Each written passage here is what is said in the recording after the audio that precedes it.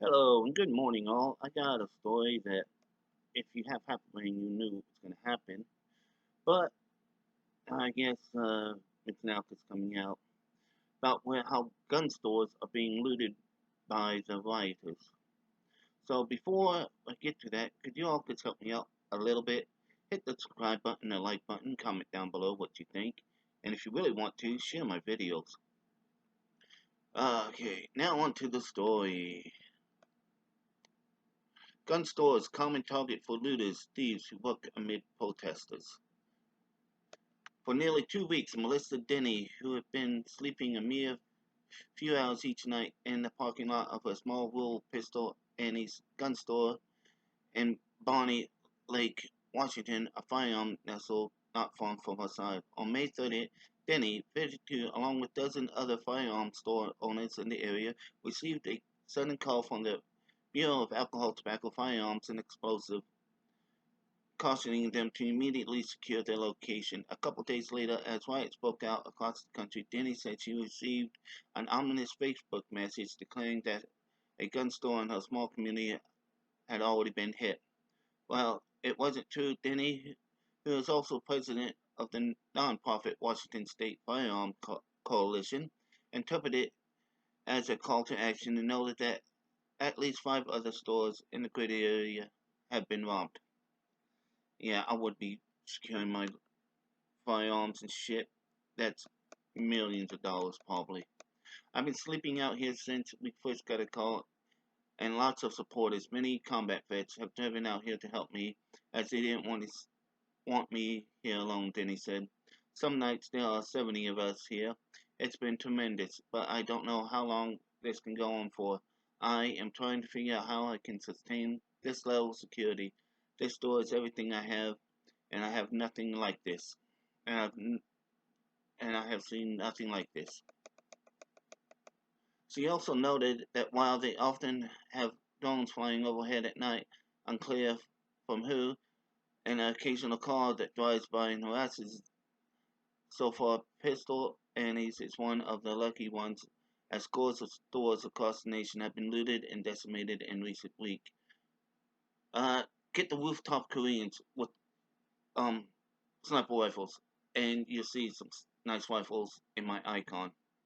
Riots in the wake of Floyd's death, while in custody of Minneapolis police officers now charged with murder, came on the heels of months of lockdown and massive economic downturn. Licensed gun stores across the country were not spared in either case. Rioters were moving through the neighborhood, come across a gun store, and loot it as they did the other shops, and opportunities are using the riots to cover cover to steal guns. Tom Kubinick, CEO of the New York based Secure Tactical noted. Yeah, they're gonna get free guns so they can go and kill people. And this is another reason why if you support the riots or the riots in any way, shape, or form, you're supporting kids getting killed. Kubinick stressed that while most gun stores are quite secure using steel bars, cages, multiple locks, and good electronic security system, all these security measures are designed to buy time for local law enforcement to arrive and deal with criminals. The goal of most security is not deter crime. The goal of most security is to deter crime, but when it's known that there will be no um, police response, these security measures will only slow you down. Yes, locks are made for honest people, and the rash of riots has illuminated that the system can fall apart. And Albuquerque earlier this month,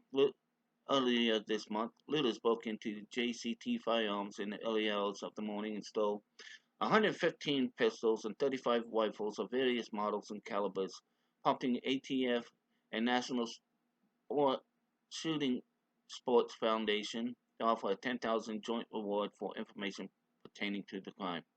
ATF marked it as the most significant theft from the Southwest U.S. licensed firearms retailer so far this year. Damn, 115.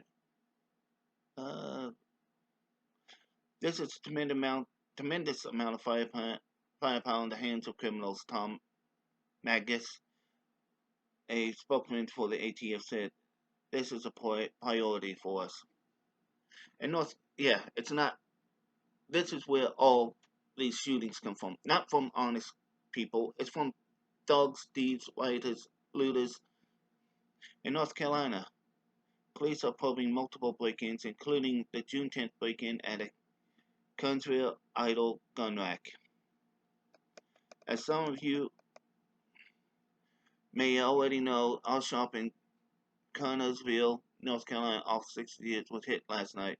We have already started making changes to ensure this doesn't happen again. The store posted on its Facebook and seemingly removed posts.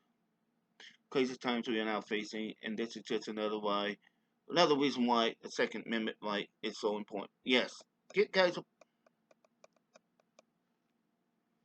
and then it gets lists of more places that have been getting hit. I'm going to put the link to it so you can read all the other places that have been hit. Now this is just bullshit. And the liberals are going to say, well, if they didn't have the gun stores, there wouldn't be none. No, this just proves criminals and scum will get the fucking firearms no matter how. So, please, if you can, make sure you check in and see if your gun stores need help protecting it, and and maybe keep a firearm by your bed now since all these guns are being stolen. So, won't you let me know what you think about this and what should be done to the scumbags that stole all those firearms? And if you made it this far, could you please hit the like button and subscribe? And as always, everyone, be good, have fun, stay safe. Bye bye.